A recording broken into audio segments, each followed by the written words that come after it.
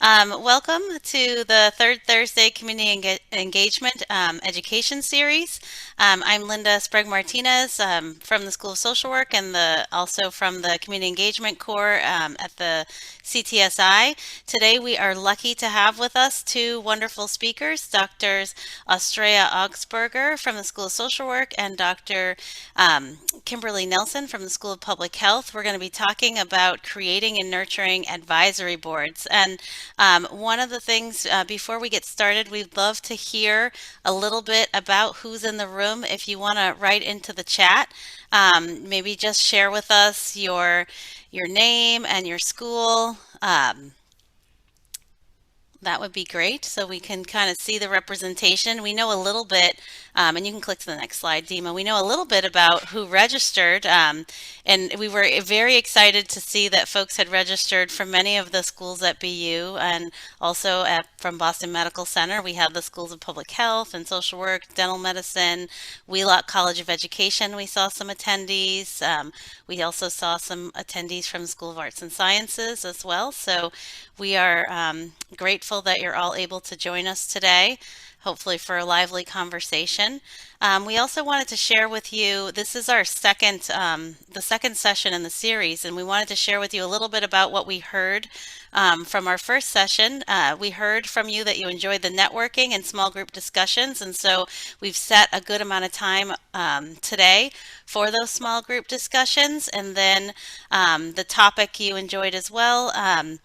And things that you want to hear in the future that we'll be excited to bring you, or will be about more community engagement resources, and then opportunities to build conversations and to share different methods and specific CE strategies. And you wanted to hear more panelists, and so today we have some panelists. And before we go today, we'll share with you who's coming in March, which we think you're going to be very excited about.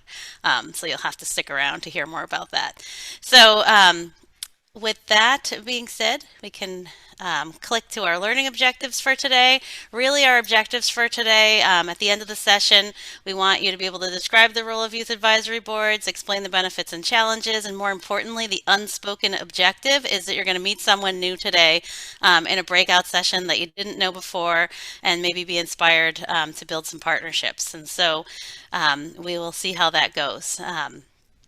And we can click to the next slide. Or take the slides down. We had a couple of polls we thought would be a nice way to begin to get started, to learn a little bit more about, there's who registers to be here, and then there's who's coming. So we had some quick questions for you, a little bit about whether or not you've used an advisory board, if you're using community engagement methods as well. And then, the more important question, are you a cat person or a dog person, neither or both? So we'll learn a little bit more about who's in the room.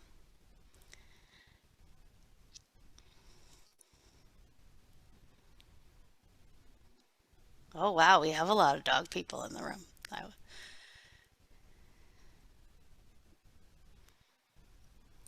Some folks who are using community engagement. Also, folks who are using advisory boards. So lots of expertise in the room today. So very exciting. Wow, I'm a cat person. I didn't complete the poll, but I can see that I need to get a dog from the pressure and the pressure on the screen. All right. Great. And then we have a message from Dima. Feel free to come on video if you want to come on video if you're able to. If you're not, that's okay too. You may see my children running by. It's school vacation week. Yay. We'll see. I told them no lunch until 1 o'clock. All right, so let's end the poll with that and turn over to our main program. I'm excited to announce our first speaker, who is Astrea Augsburger, Dr. Astrea Augsburger from the School of Social Work at Boston University. Dr.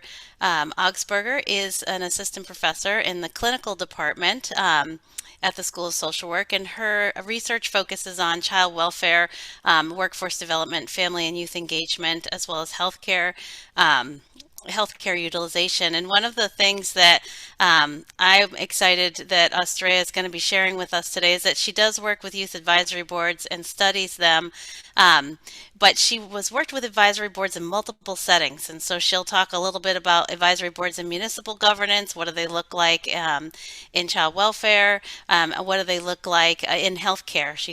Her current work with Boston Medical Center in the Family Medicine Department. And then we are going to hear from Dr. Kimberly Nelson next, who brings expertise in both public health and psychology.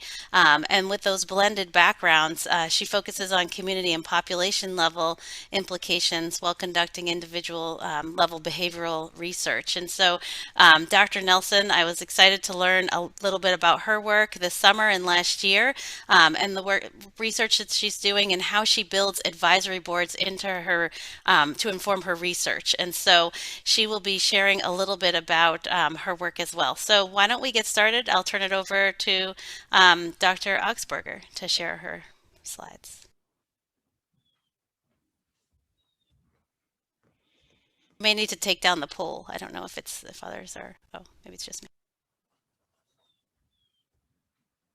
Sorry, I was trying to unmute. Thank you so much, Linda. I'm really excited to be here to talk about my work with youth advisory boards. And so just to jump right in. So what are community and youth advisory boards? So essentially, it's a group consisting of community members or youth members who advise organizations on policy and practice and research, and they are in multiple settings. So as Linda mentioned, for the past couple of years, I have been researching youth advisory boards in governmental settings, healthcare settings, as well as the child welfare system.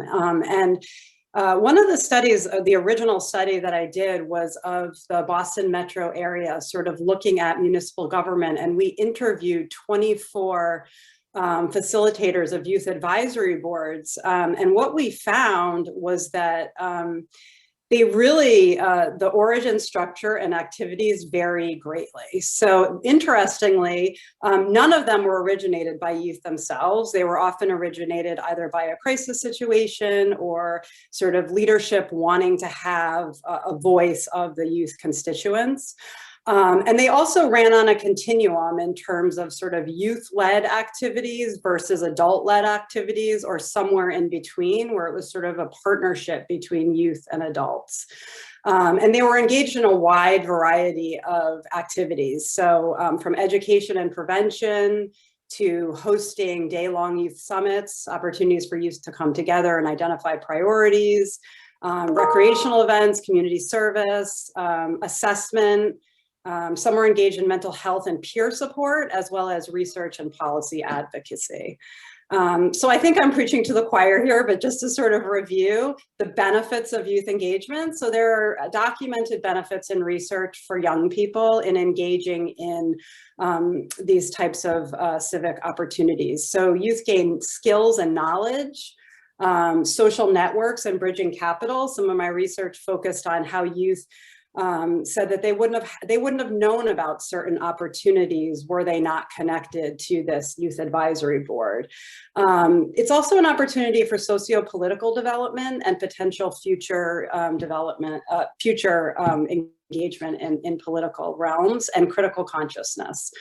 What I've found from my own personal work is that adults benefit tremendously from engaging youth in advisory boards. So one of the most important aspects is sort of gaining information on the lived experiences of young people and gaining their expert input to better meet the individual and community needs. And so from a societal perspective, community perspective, identifying youth priorities and solutions, and then enhancing the quality of policy programs and services. And of course, there's also larger benefits in terms of promoting an equitable and just society. There are also several challenges to youth engagement. And I think one of the biggest things is really sort of what we call adultism, which is sort of the views, negative attitudes adults hold about youth abilities. So their ability to run a a meeting or their ability to sort of testify or things along the lines of that. And a lot of these are sort of reinforced by policies and practice that support these attitudes. So for example, voting and political participation, generally you need to be a certain, an adult to participate in that. And then there's also within the research context, we've run into some IRB consent and asset procedures that have sort of served as barriers to engagement. And then there's also HR practices. I in the project with BMC, I wanted to hire a youth consultant to advise myself and the adult allies around the process, and it was questioned as to sort of how can a youth be an expert? Well, like what do they know? And so I think there's sometimes pushback around some of these adultist perspectives. The other thing to really note if you're considering doing a youth advisory board is that they are very time consuming and intensive in order to do it well. So it requires financial as well as personnel resources. It requires an ability to share power with young people and to really listen and engage in that process, and a real commitment to community collaboration. So some core themes I sort of pulled from across the different contexts that I have researched is sort of the importance in developing youth advisory boards of centering youth voice. So youth voice really needs to be in the center of all of the activities. Also, there's some research on community representation. And so thinking about an advisory board that really represents the voices of the communities that we're serving. And some of the research demonstrates that youth advisory boards tend to constitute sort of more academically oriented, already connected young people who have already developed those skills. So it's really important to be thinking about equity in terms of developing advisory boards. And then there's also the importance of power sharing between youth and adults. Engaged leadership is a critical component. So whatever the leadership is in the organization, that they really are invested in youth voice, and youth are engaging in meaningful activities that make a real impact. So I'm going to give you a couple quick examples of some of the youth advisory boards that I looked into. So the first is in city government is the Boston Mayor's Youth Council. It was established by former Mayor Menino. And I interviewed Mayor Marnino, and he said, I established this advisory board because youth are my constituents, and I want to hear from all constituents. So the council has grown under Mayor Walsh, and it's a group of high school students that come together from all neighborhoods across the city.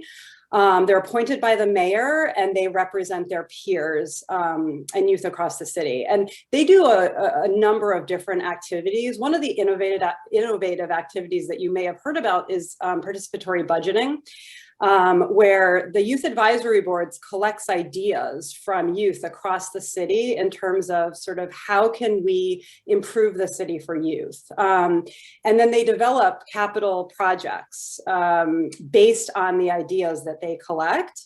And then youth across the city vote on these capital projects, and really the winning projects are then implemented, and they're aimed sort of to enhance the city for youth.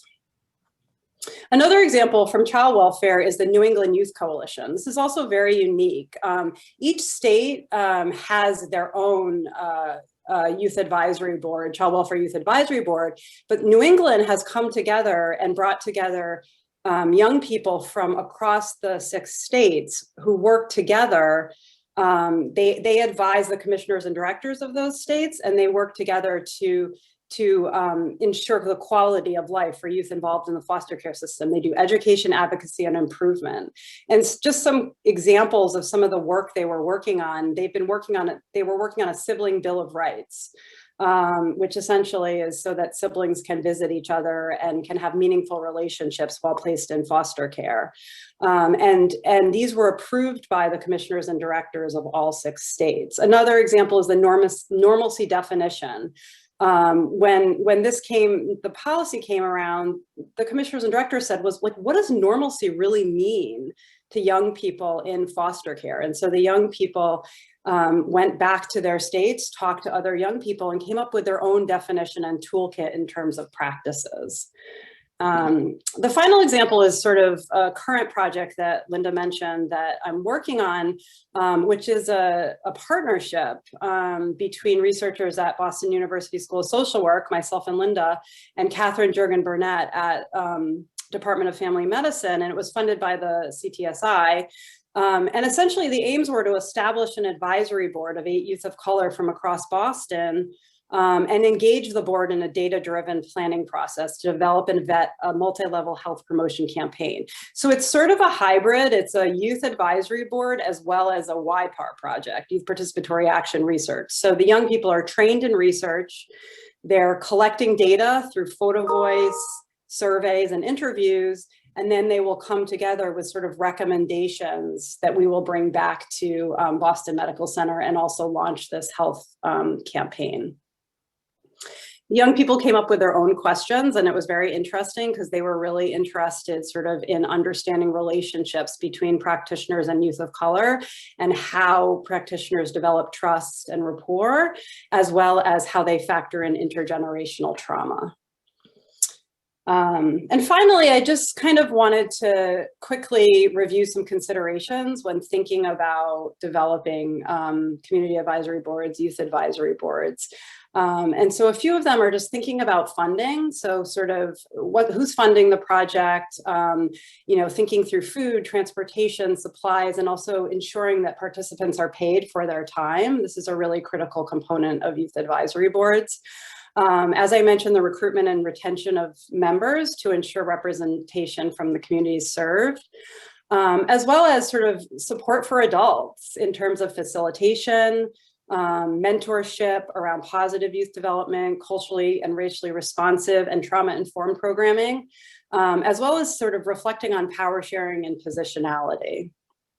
Also thinking through the meeting schedule and activities, how to establish safety and community among members. So thinking about sort of the orientation and community building that goes into the youth advisory board. And as I mentioned previously, ensuring buy-in from leadership. This is a critical component because in all the research that I've done with youth, they've always mentioned that they really want to make a difference. So it's critical to them that they're making a difference in their communities. So the information isn't just, it's not just an academic activity for them. They want to go back and actually advise and policy practice and programs. So thank you. And I have some references available if people are interested in reading further about youth advisory boards.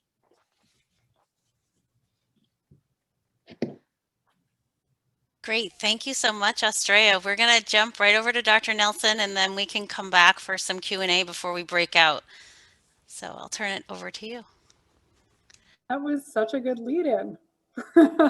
So I'm going to focus very much more specifically on research and how I have worked with youth advisory boards in my research. And I am going to figure out how to make this work. Hold on. Okay, perfect. All right, so I think of the work that I do as actually a community-informed approach because I don't do full CBPR or community-based participatory research. And the approach that I think about when I think about community-informed is really working with and for affected communities throughout the research process. So this approach really engages community and research partners to contribute their expertise. You just heard that youth are experts and they are an expert in their experience, and we should be honoring their expertise and what they can give to us and what we can give to them. And then integrating that knowledge gained to benefit the affected communities. Again, we just heard youth want to give back to their communities. It's actually a really important part of the process. And it's research is a really slow roll process. And so working with youth and working with youth within a research context is also about helping them to understand how slow it moves and what and when they can bring it back. Which is a really interesting, it's always an interesting debate when I'm working with youth advisory boards. And I find that doing this community-informed approach is particularly important when doing work with marginalized communities or marginalized youth, which is most of the work that I do. Really amplifying their voices and making sure that they're heard is particularly important. So you can think about community-informed approaches as like a bunch of different buckets. The buckets that I typically use in my research are community organization partnership. I usually create partnerships with community organizations. I almost always do qualitative work in my research, and then community advisory boards, or in this case specifically youth advisory boards, which is what we're going to be talking about today. It is probably one of my favorite things about the work that I do. And so you just heard some wonderful reasons why youth advisory boards are a good idea. I'm going to tell you more because they are. And one of the things is that youth have an incredible ability to have insight. They have insight into what's important to them. They have insight into what's important to their peers. They have insight into what it's like to be a youth in this day and age. And I am no longer a youth.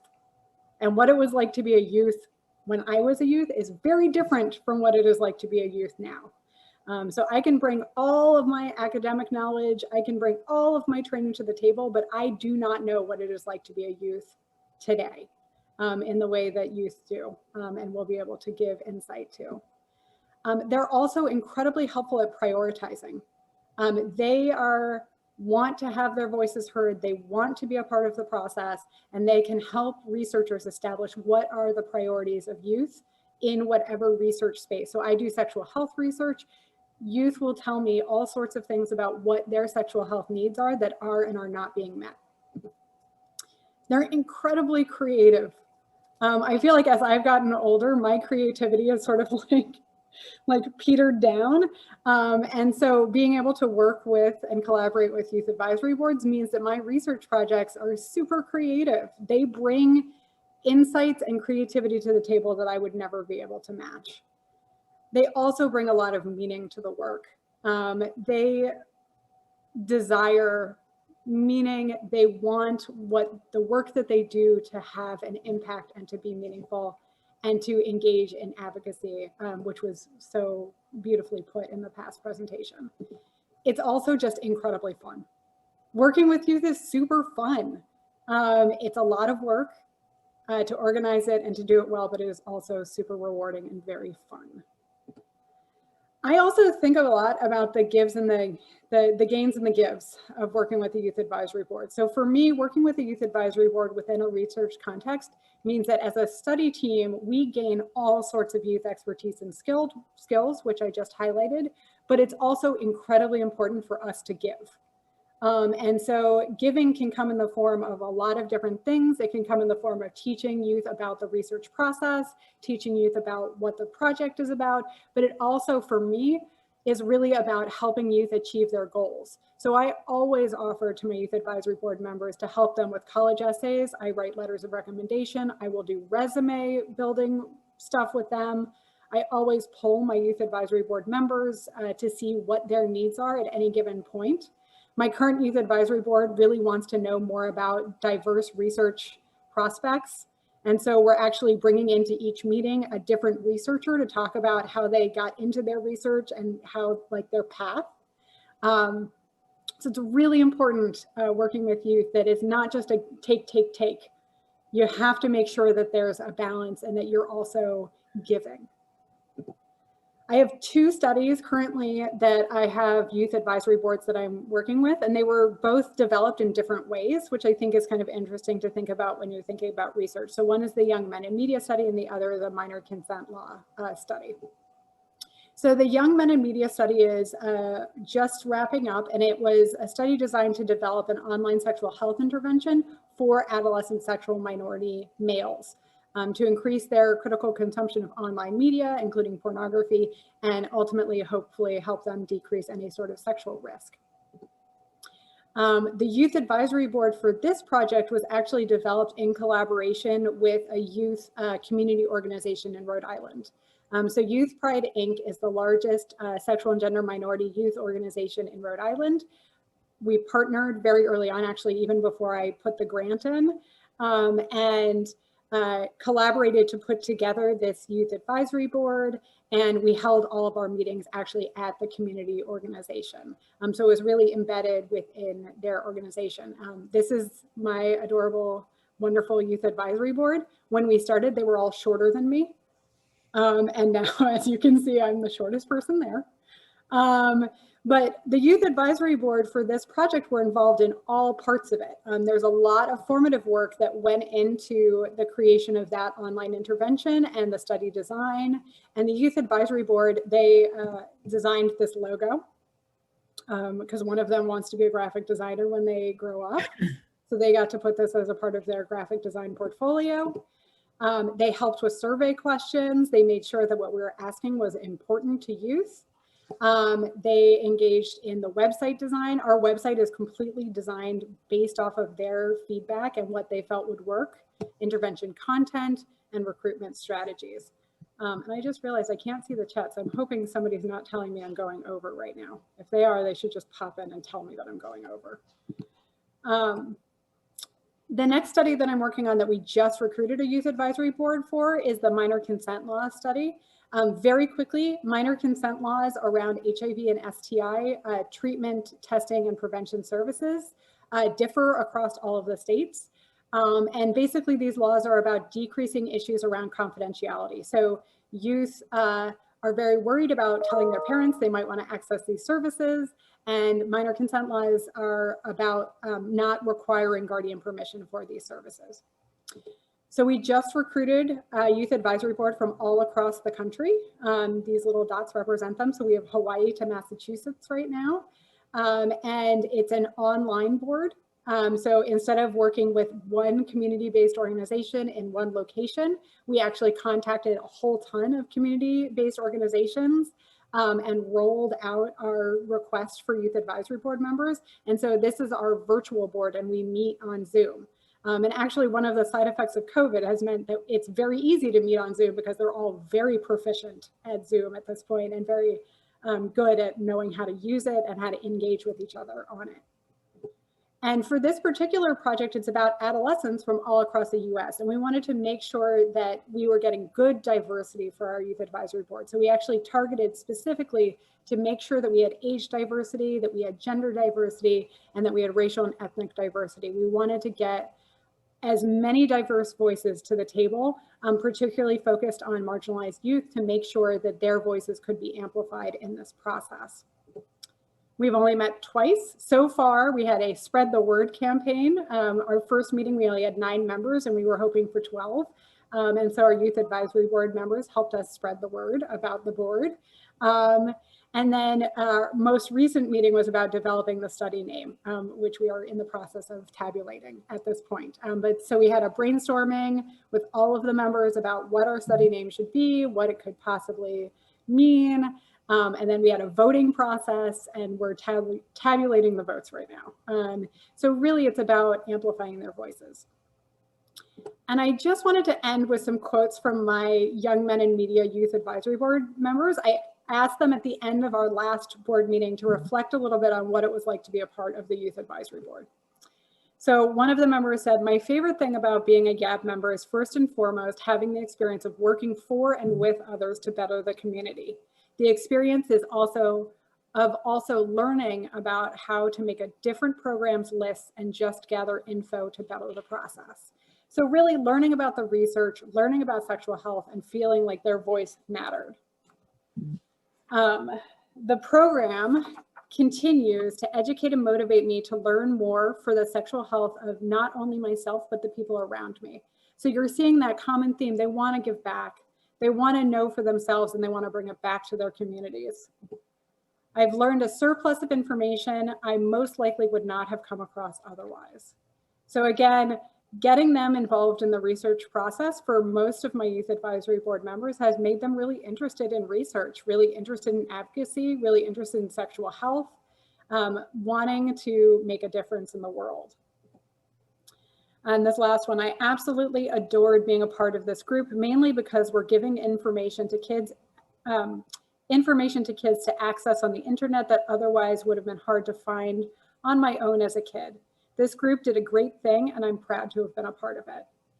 And so it's just a good reflection of how much collaborating with these youth means to them and how much they have given to the projects to really make them meaningful and impactful. So as I always say, change does start with youth. And I would be happy to answer any questions. I know that we have a little bit of a discussion point now, so I'm going to stop my share and we can discuss. Yeah, that's great. So we'll take a couple questions and then we're going to break out so that you have a smaller group setting to talk with each of the speakers in. But we could do one question now before we break out, but I'll be like Rebecca and put up my clapping hands. That was a wonderful presentation, two wonderful presentations. Are there any questions that someone would like to jump in and ask? I don't know if you, before we break out. I had a quick question. I think Dr. Augsburger had mentioned kind of establishing safety and community among members, and I am someone who's hoping to create a pact with my colleague Jake Savage with immigrant and refugees, and I think the issue of like safety is a big one in creating a space where folks feel like they can share, and I just wonder if you have more specifics on how to do that in a especially in a community that is particularly vulnerable and safety is a big concern. Oh, Great. Does someone want to talk about that? How do we create safe spaces? How do you create a container for the group to work within in a way that's safe? Do one of you want to talk about that? Or Australia or Kim?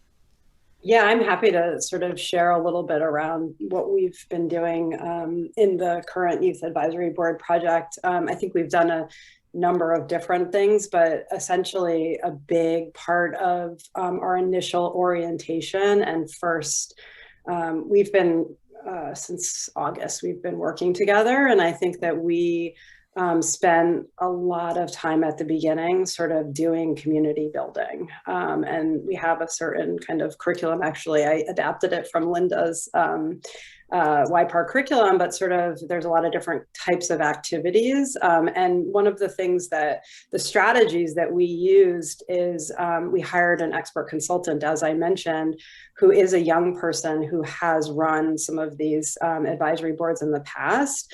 And he facilitated the orientation and some of the beginning meetings. And that was also, it was to create a safe environment and also to sort of, power share between the adults and the young people so that we were all participating together and creating this kind of safe and trusting environment. I mean, the other thing that we do, we have a doctoral student, a social work doctoral student and master's student on the project. And so we're constantly checking in individually with the young people. And as things arise throughout the project, we meet weekly as adults and sort of talk about how are we going to approach different situations that have arise. So, I think it's always important to have individual check-ins, group check-ins, sort of checking in to see how the group is, and this ongoing kind of community building. I don't know, Kim, if you have other strategies that you're using. No, I think you hit on most of them. I think paying a lot of attention, particularly at the beginning, to creating a sense of community and space. And so what was interesting was trying to do it with the virtual board. It's a little bit easier to do it when you're like physically in a space.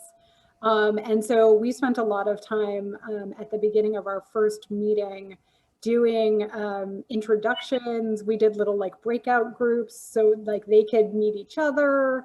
And we did just an introduction to the study so that they could all be on like a level playing field of information. We also did a pretty intensive interview process. So they got to know us as a team before they had to dive into meeting the other youth.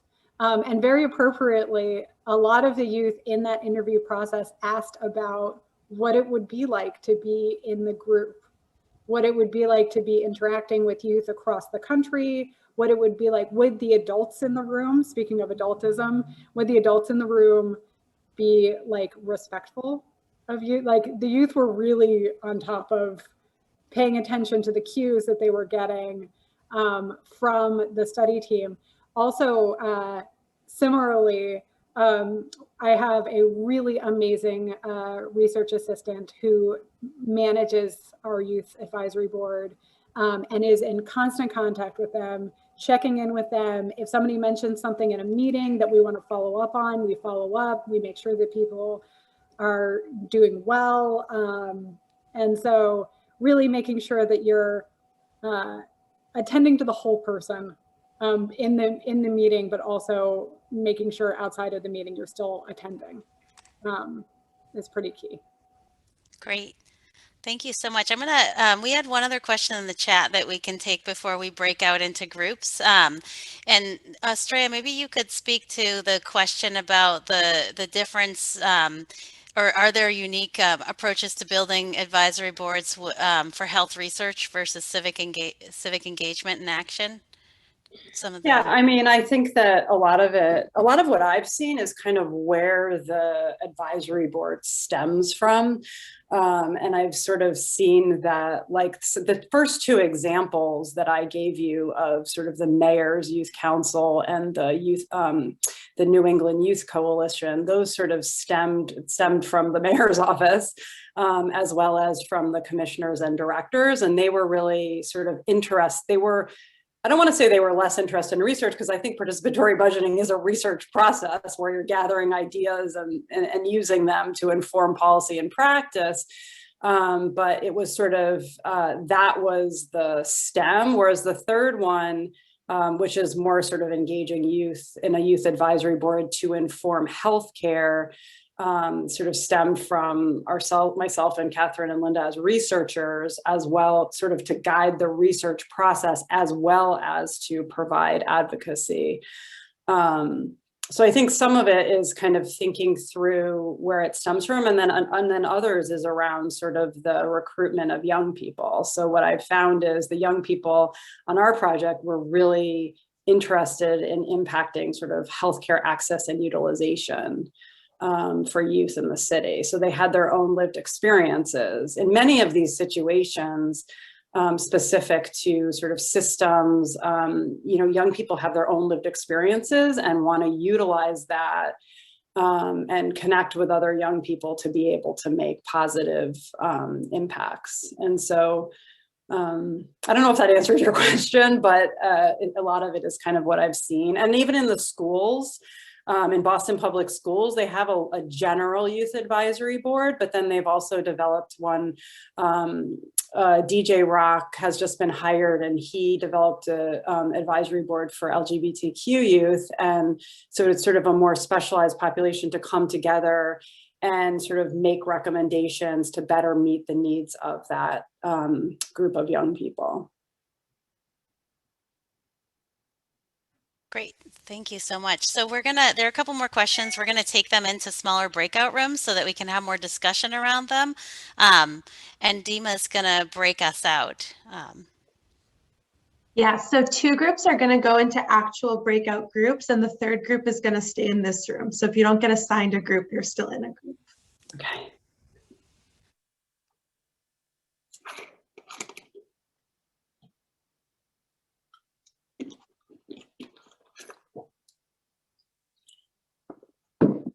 Oh, so Dima, you're in, oh, hi, Deb. I'm in this group. Great. It's because I know you have some questions that you wanted us to talk about. So. Yes, I meant to send them in the chat. So I'm putting them in the chat now.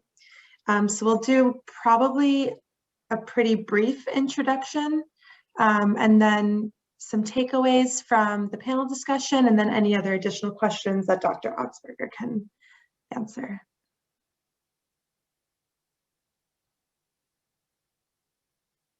So I don't want to start. I can start, I guess, and then I'll pass it off. So I'm Dima.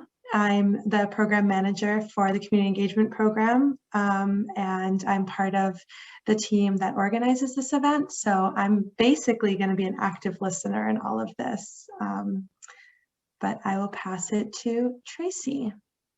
Hi, everyone. Thanks, Dima. I'm Tracy Battaglia. I'm in the Department of Medicine at the School of Medicine, School of Public Health.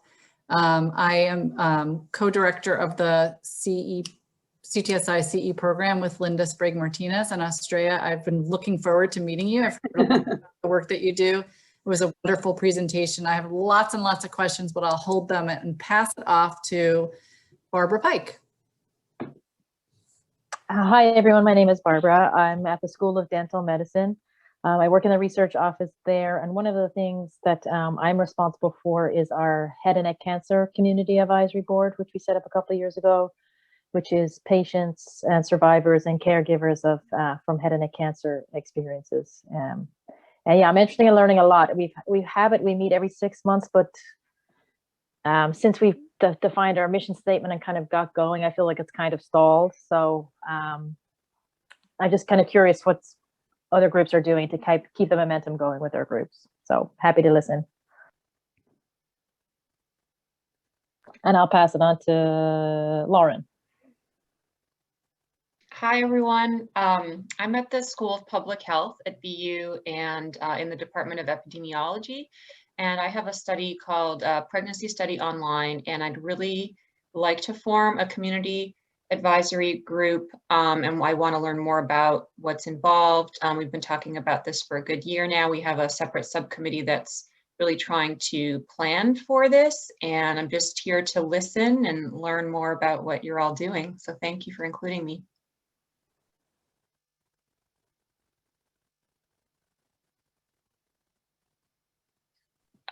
And so, Deborah. Thanks. Sorry, I was late. I'm glad to see it's being recorded, though. I'm Deborah Chassler. I work at the School of Social Work, but I am on the CE core. I don't think it's called core of the CTSI with Tracy and Linda. And I also help facilitate the Consumer Advisory Board for the Healing Community Study. And I'll pass it to Therese Romano. I should put myself on camera. Sorry, I'm just one of those days where you're like, ugh. Hi, I'm Therese Romano. I'm from the School of Social Work. I'm part of the field education department, and we're looking to, we usually have a community advisory board within kind of the main campus, but we're looking to kind of make something that reaches all of our platforms. So really interested to kind of hear a little bit more about what works with virtual and what doesn't, and how to kind of facilitate some of those pieces, because we're looking to kind of pull across the country. Thanks. And I'll pass it on to Michelle. Hi, folks. I'm a postdoc at BMC in the Department of Pediatrics, but my background is in sociology. I've never had the opportunity to work with or develop one of these boards, but I'm definitely looking at it for some of my future work. So I'm just going to be mostly listening in.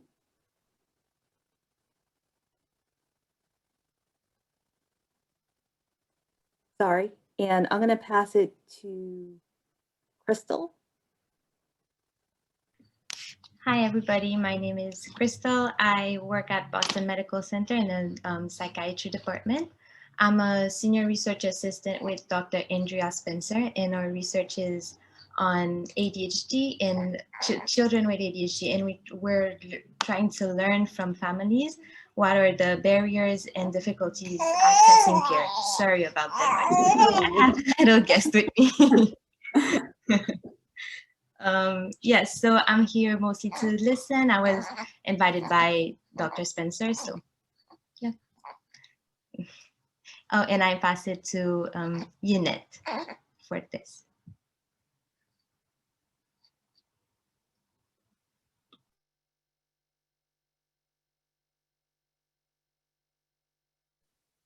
Yunette, I think you might be muted if you're trying to talk.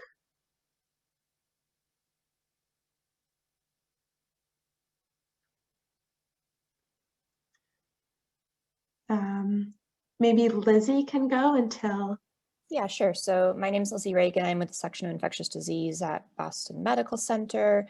We've engaged CABs in the past for work in TB that we've done in South Africa pretty regularly, but I'm here representing the COVID-19 biorepository today. We have a scientific review committee of faculty members across Boston Medical Center and Boston University are interested going forward to have greater community representation. And Tracy, I know Ben Linus may or may not have reached out to you last week, but this is kind of an ongoing conversation with the core research ops group. So excited to be here and listen in and hear what others are doing.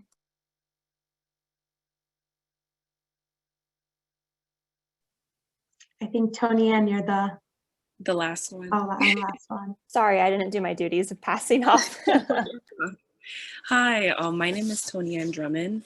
I'm a second-year doctoral student at the in the occupational therapy program at Sargent College, and I'm mostly an active listener right now. I do work on a research team, which is looking at essentially examining health disparities affecting urban communities of color and their the clients, the families and providers, and the community's perspectives on those inequities that impact their health behavior and their ability to manage illness.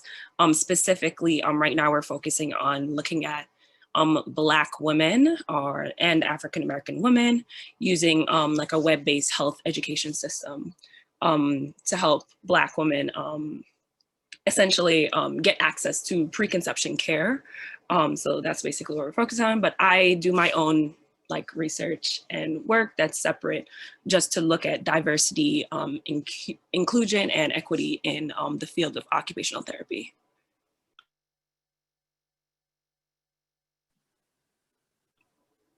And I guess that's it, I'm sorry.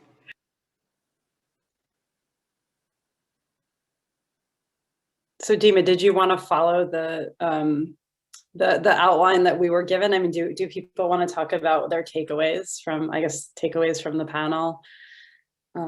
Sure. We have about 10 minutes. So if you either want to do takeaways or if you want to do like a question, it's a pretty fluid and open platform. So whatever you want to talk about, feel free. I think it would be helpful maybe to move to, I mean, you can talk about takeaways, but also just any sort of questions, because it sounds like we have a really amazing group here who's doing a lot of different types of community advisory boards. So there's a lot of different perspectives that we can learn from.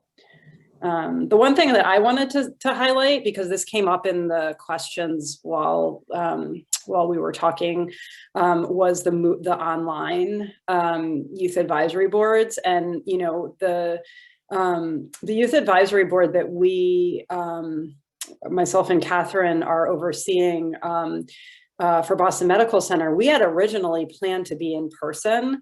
And when obviously, you know, COVID hit and we kind of went back and forth, should we start now or should we hold off? And we were a little bit concerned, but actually we've found, so a lot of my research with youth advisory boards has found that like the retention of youth is really a challenge. And a lot of it is youth lives become very busy and they need to prioritize. And so like traveling distances across Boston or wherever to get to the youth advisory board.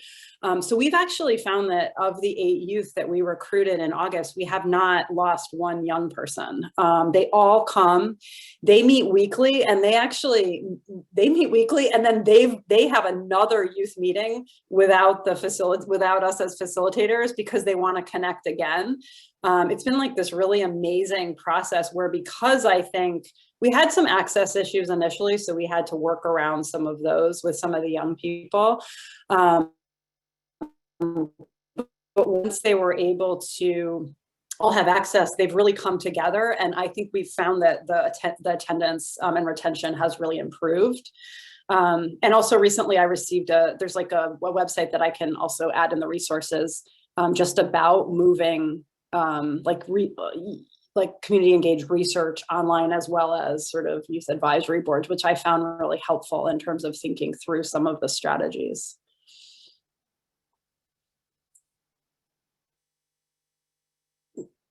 So I don't know if there's other pressing questions or things that people want to share about what you found helpful in terms of your own community advisory boards.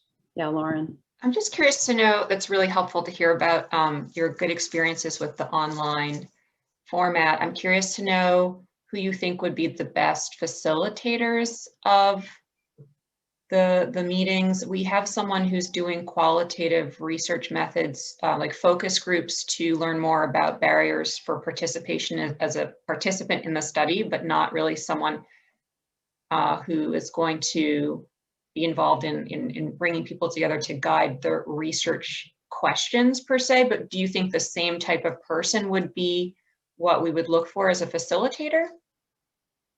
So is it someone who's part of the community itself? Yeah. So this is a really good question. And this is a really like a question that I've grappled with a lot sort of in my own work.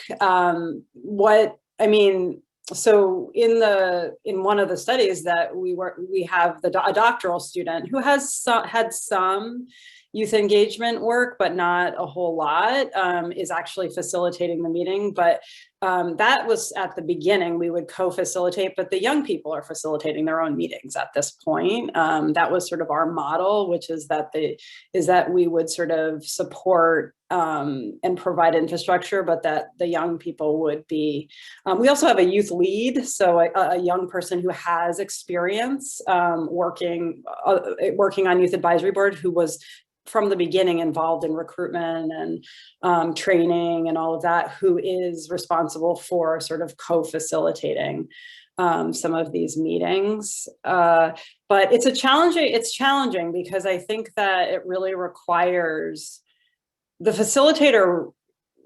It's a challenging position, I'll just say. And I think it really requires someone with skills in facilitation. I liked what Kim was talking about in terms of also, like, I don't know if you're connected with like a community agency where someone from the community could be a co-facilitator of the youth advisory board. And Deborah, I don't know if you want to share from from your, healing communities, because I know you have a lot of experience with this as well. Yeah, I could. I think we hope to have a co-facilitator from the CAB, but it didn't really pan out. And we've thrown out a couple of suggestions. And I would say the short answer, besides busy and COVID and stuff, and it's all happening online, Therese, by the way, except for the very first meeting a year ago. That was in person with fabulous food and the rest.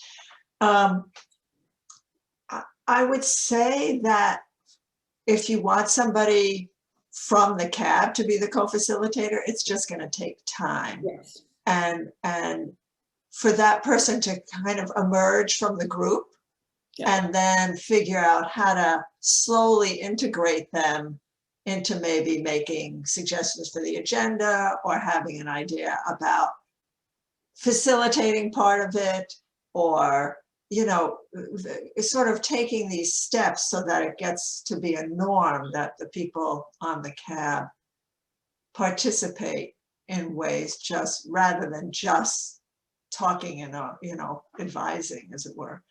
It also depends on what the role of the CAB is.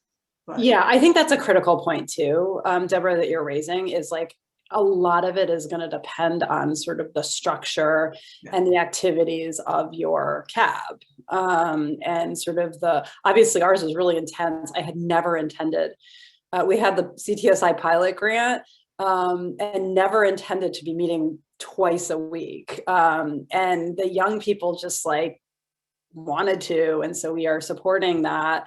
It was, I think we had originally said maybe every other week and then once a month. And so it's become very, more intense. And so I think that they've taken initiative.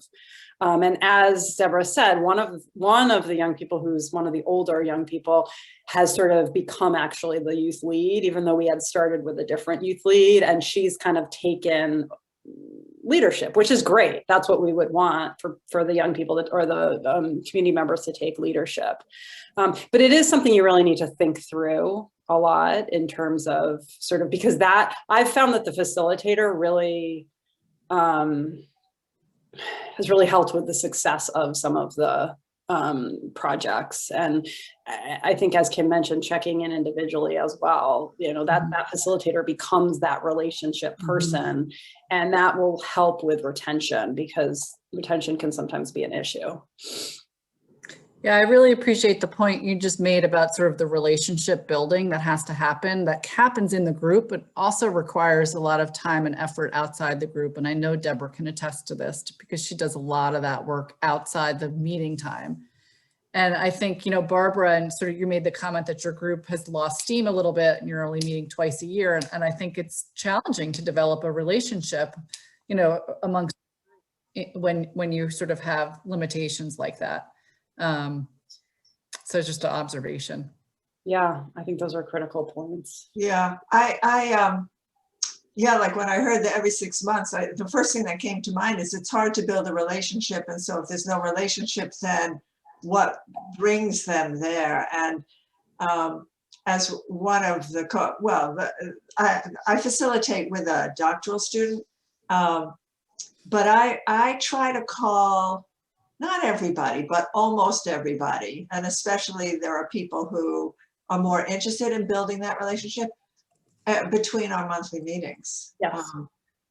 And it really does change the dynamic, because there are people I know. So even though there's the stuff going on in the CAB meeting, there's also what I'm hearing. And I also hear that they talk to each other outside and so on. So yeah, it's all about building the relationships, basically, is what it comes down to. Yeah, and I think that the facilitator really needs mentorship. I would just highlight that there's really a need for support and mentorship throughout the process, because things come up that you may not expect to come up in the project, and it's really important that that person has someone to consult with around those kinds of things.